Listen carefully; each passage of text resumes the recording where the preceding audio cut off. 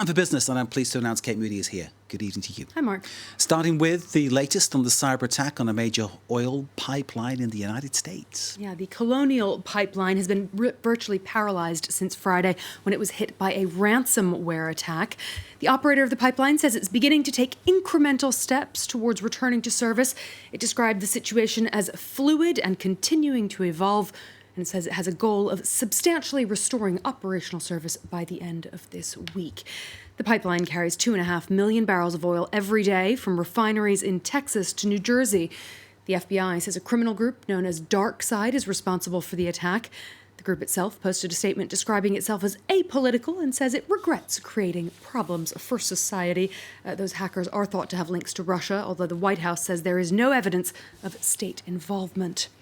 Well, we can speak now to Tom Kloza. He's the global head of energy analysis at the Oil Price Information Service. That's an IHS Markit company. Thanks for being with us on France 24. If the Colonial Pipeline is able to resume most of its operations by the end of the week, as mentioned in that statement, that's still a week-long interruption. What does that mean for oil supplies? I think for supplies, it's not going to be a real big deal. A lot of it's going to depend on crowd behavior. And if people react to it the same way they reacted to perceived shortages of toilet paper, then it becomes a self-fulfilling prophecy and you have a supply crisis. Right now, I'd say it's going to be somewhere between an annoyance and an inconvenience, but the language is vague, significantly recovered. We're not sure what that means. If that means 50 or 60%, we're still going to have problems with supply along the East Coast. And the big thing is that this reminds everybody about how vulnerable some of the energy infrastructure can be. So not necessarily heading for a major shortage. What about prices? Could this impact fuel prices for consumers? A little bit. We're almost at $3 a gallon in the United States right now for gasoline, and sometimes people react to that very vociferously. I don't think it'll have a major impact on prices. I mean, that's going to have more to do with the price of crude oil. And actually, we saw crude oil wander a little bit today because there was a perception that maybe U.S. refiners might have to pull back a little bit because they wouldn't have the outlet to move the gasoline, diesel, and jet fuel that they normally do. Do we know why the Colonial Pipeline was targeted? No, I don't try to put on the criminal mind, but I would say that of energy infrastructure in North America, it's one of the most significant assets that could be targeted. It is very profitable. It's not owned by major oil companies more than it's owned by international private equity.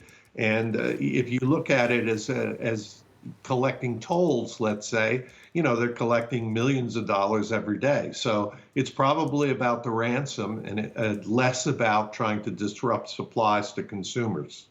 Now, you referred earlier to this certain vulnerability of energy infrastructure in the U.S. and elsewhere that's been highlighted here. Do you think this could be a wake-up call?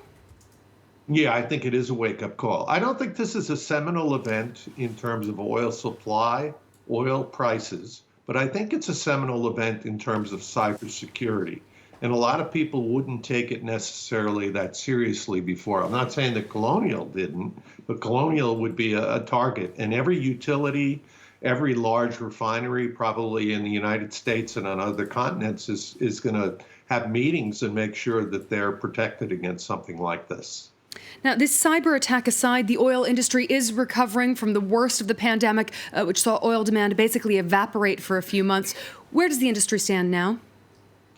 Well, in the United States, we're still running at about 10% or more under the last normal year, which would be 2019. And jet fuel is down considerably from that. That's actually a good thing under the circumstances because the most compromised product would probably be jet fuel under the circumstances. Colonial supplies a number of large areas directly.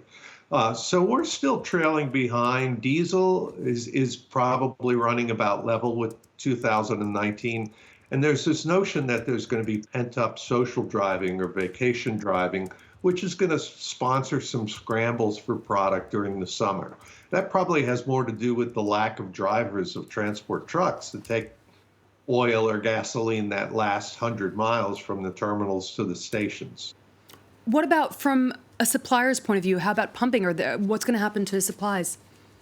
Oh, well, we've got extra supply in our pockets. And one of the reasons why I don't think this is going to have a major impact on the northeastern U.S. and New York in particular, and why the futures market kind of reacted with a whimper as opposed to a bang today, is that there's plenty of foreign gasoline in the North Atlantic. And a lot of the suppliers are willing to send it to the United States.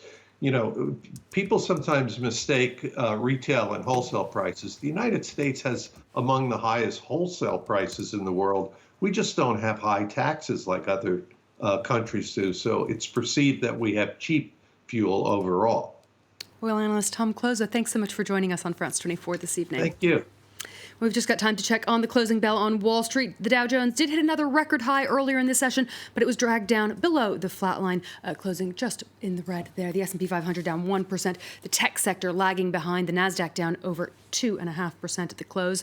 A relatively flat close for the major European indices. Shares of BioNTech jumped 8.5% as the German drug maker announced a 7,000% increase in its first quarter revenue, over 2 billion euros. That on the strength of sales of its groundbreaking COVID-19 vaccine, which, of course, was developed with Pfizer, Mark. Indeed, it would have been a very clever investor who saw that one coming, wouldn't it? Kate, thank you very much indeed. Kate Moody with all the business. Great to see you. Fantastic story about that pipeline. It's a really fascinating tale, isn't it? That's it for this section of Live from Paris, but stay with us, more to come.